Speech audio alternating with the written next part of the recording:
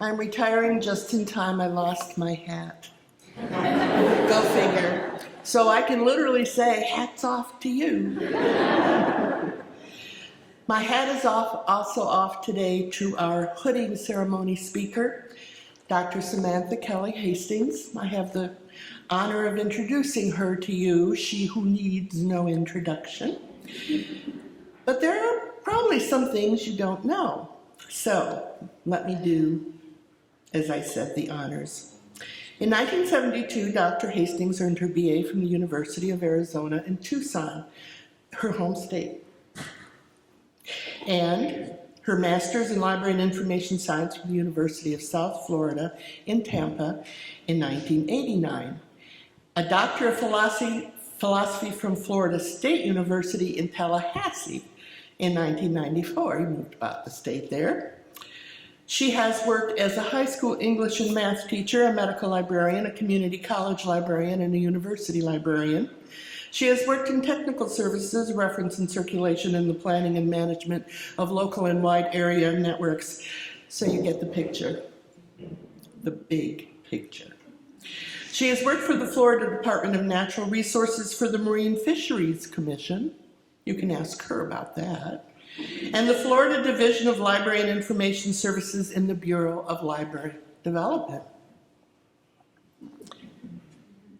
She has been an independent information consultant for statewide multi-type library networks, telecommunications, and technology.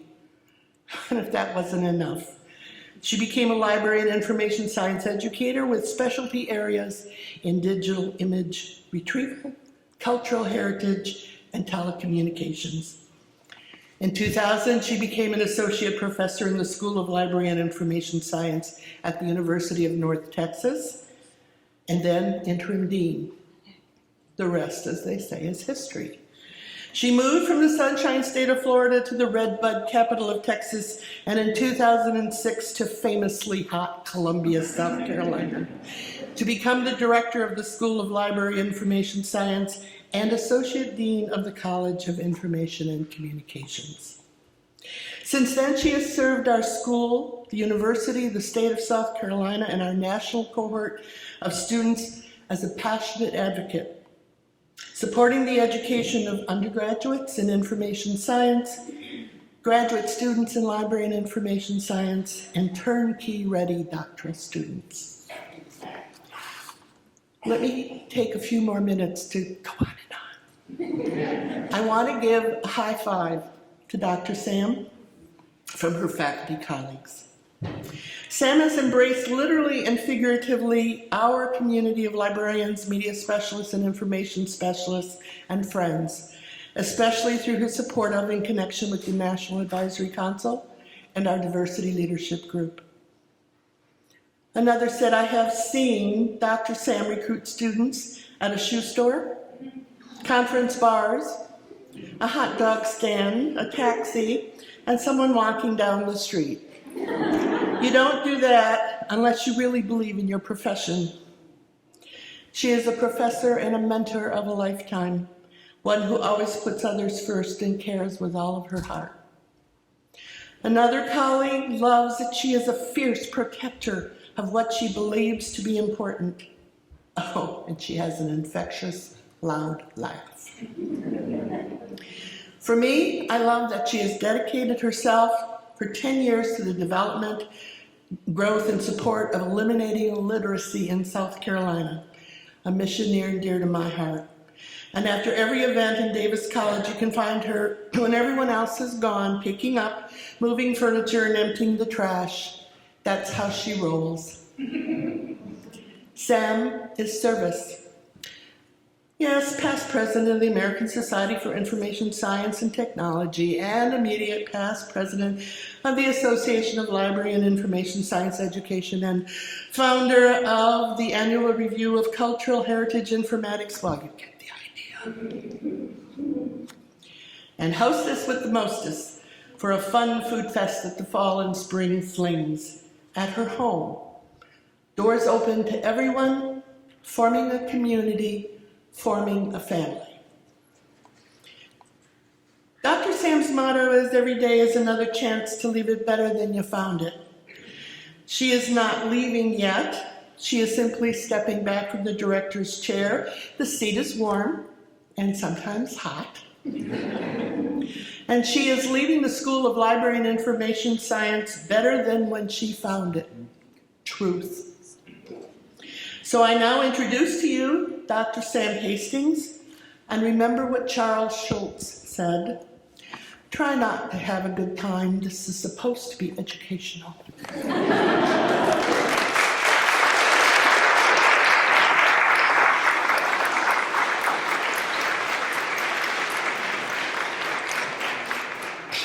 Yeah, she made it all up.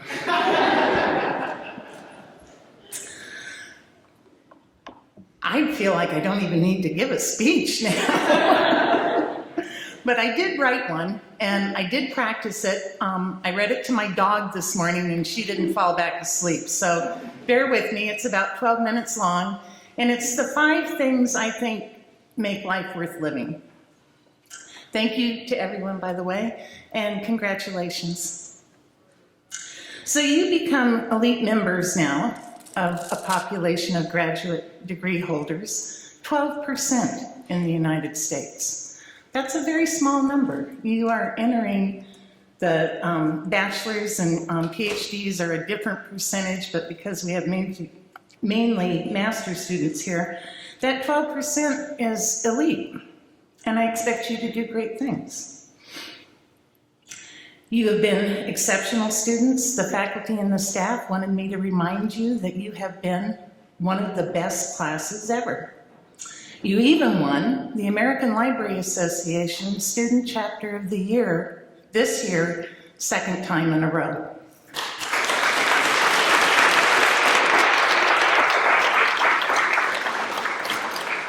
I'd like to ask the LISA officers to stand for a minute if you're graduating. These are the officers that won this award, and we thank you very much.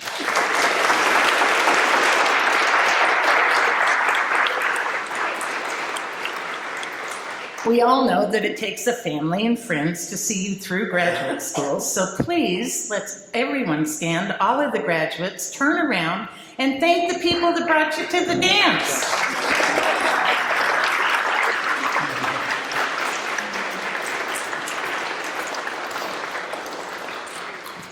So happy and honored, I stand before you for my last graduation as director of the great School of Library and Information Science. Seemingly our last chance to exchange ideas and relish the protection of the Academy for a few more moments. However, our Master of Library and Information Science program should have prepared you so well that there's really nothing to add in a graduation speech. Well, maybe there's a couple things. Maybe just a couple. So, I have no doubt that you've learned all kinds of theories and applications for how to organize and retrieve information, how to design and evaluate programs and services, and how to meet the information needs of a diverse clientele. What we may not have done so well is to impart to you the things that make life interesting, that make us human, the packaging, so to speak, for all the intelligence and knowledge that your graduate degree has challenged you to pull together and demonstrate. So today I want to share with you my thoughts and feelings about these 5 tenets that I believe are what keep life worth living. Let's call them the 5 keepers. They're the past, duty, heart, grace, and the future. So let me begin with the past. You all know the cliches centered around doomed to repeat, 20/20 hindsight, historical perspective, and many others.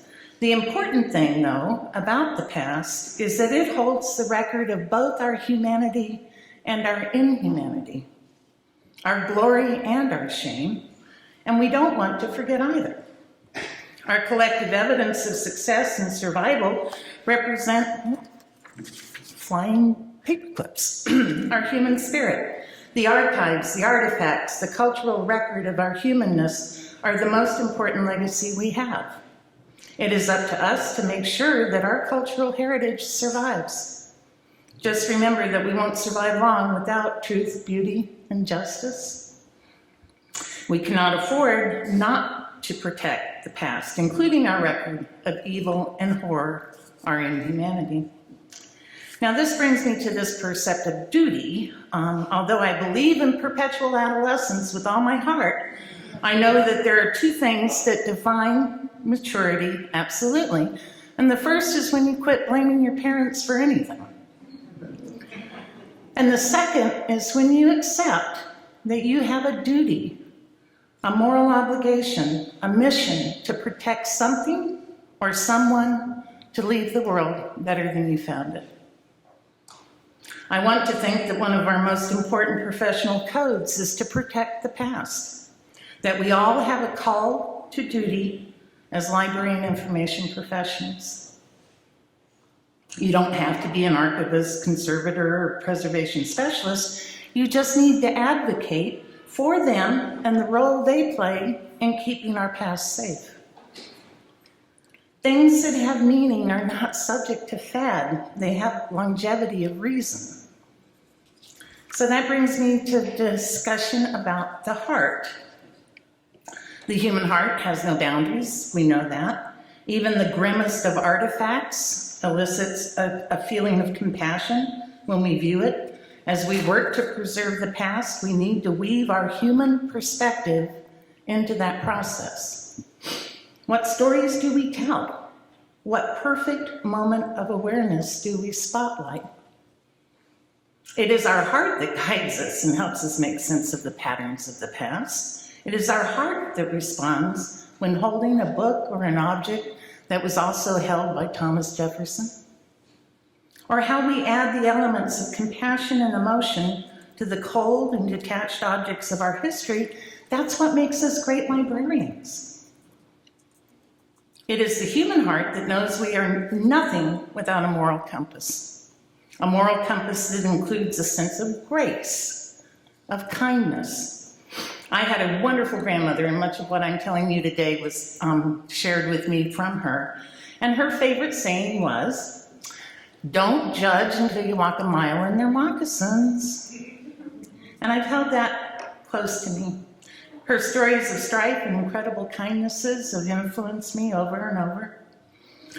This is the perspective I believe we need to bring to our duty to protect the past. The biggest error we can make is to assume that circumstances and variables were constant for our ancestors. It is a sense of grace and kindness. If a sense of grace and kindness guide our inquiries, then our stories become more than just a representation of objects. So, if circumstances and variables are not constant for the past, then surely they can't be constant for the future.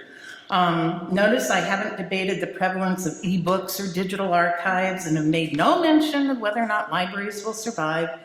The future should not be confused with technological advances. Yet those of you who know me well understand I have to have the latest digital everything. But I do know that our gadgets are not predictors of the quality of our future. And I think that's something all of you have learned in this program. So far we've talked about past, duty, heart, and grace. I suggest they are exactly the qualities we need to face the future. In some ways, if you understand the past, you can predict the future.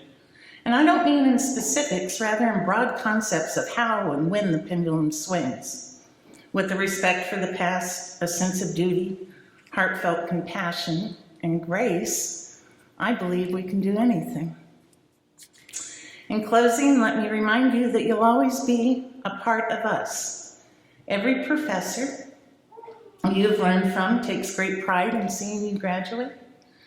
Every staff member that's helped you through the graduate school dance takes great pride. We all want to see you all succeed. Please know that you'll always be a part of our school. As an alumnus of Carolina, you can wear your degree with pride. You can be cocky. It's okay. We have faith in you and believe that your education and time spent with us has prepared you for the challenges coming our way. You are smart, you are passionate, and compassionate. A perfect combination for making sure people get the information they need to be successful. For the last 10 years, I've been talking about stars and telling the world that we raise stars in Carolina. And by the sparkle in your eyes today, I can tell that that is true. Thank you.